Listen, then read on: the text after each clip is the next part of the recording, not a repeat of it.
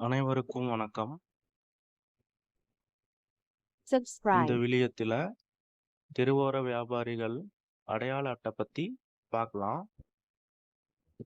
தெருவோர வியாபாரிகளின் வாழ்வாதாரத்தை கருத்தில் கொண்டு வியாபாரிகளுக்கு கடன் உதவி மற்றும் பல நலத்திட்ட உதவிகளை வழங்கிட மாநகராட்சி மற்றும் முனிசிபாலிட்டி நிர்வாகத்தால தெருவோர வியாபாரிகளை முறைப்படுத்தி முறையாக கணக்கெடுப்பு நடத்தப்பட்டு பயனாளிகளுக்கு வழங்கப்படுகிறது.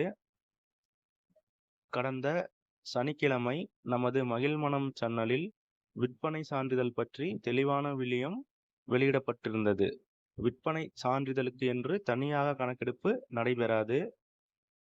தெருவோர வியாபாரிகளுக்கான அடையாள அட்டைக்கு கணக்கெடுப்பு நடத்தும் போதே விற்பனை சான்றிதழுக்கான அனைத்து விவரங்களும் சேகரிக்கப்பட்டு தெருவோர வியாபாரி அடையாள அட்டை வழங்கும் போது விற்பனை சான்றிதழும் உடன் சேர்த்து வழங்கப்படும்.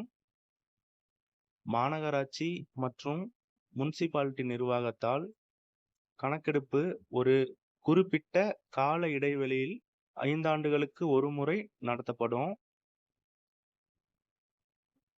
கணக்கெடுப்பு நடைபெறும் பொழுது அடையாள அட்டை இல்லாத தெருவோர வியாபாரிகள் கணக்கெடுப்பாளர் கேட்கும் ஆவணங்களை சமர்ப்பித்து பதிவு செய்து கொள்ளுங்க.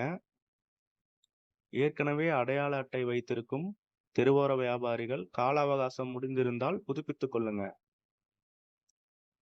கணக்கெடுப்பு நடைபெறும் பொழுது புதியதாக பதியவும் மற்றும் புதுப்பித்துக் கொள்ளவும் கணக்கெடுப்பாளரிடம் சமர்ப்பிக்க வேண்டிய ஆவணங்கள்: ஆதார் அட்டை, வாக்காளர் அடையாள அட்டை, ரேஷன் கார்டு, வங்கி கணக்கு புத்தகம்.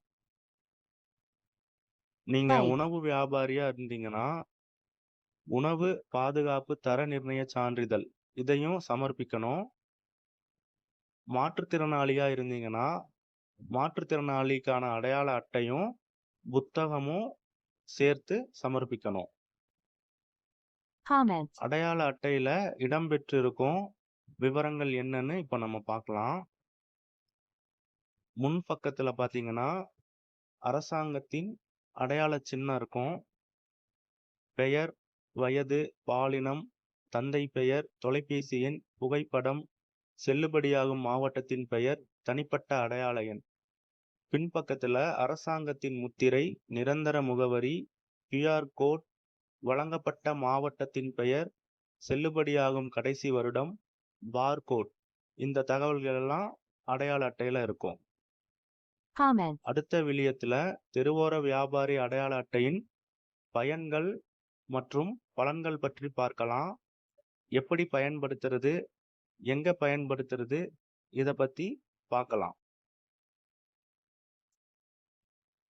நீங்கள் செய்யும் ஒவ்வொரு சப்ஸ்கிரைபும் எங்களை ஊக்கப்படுத்தும்.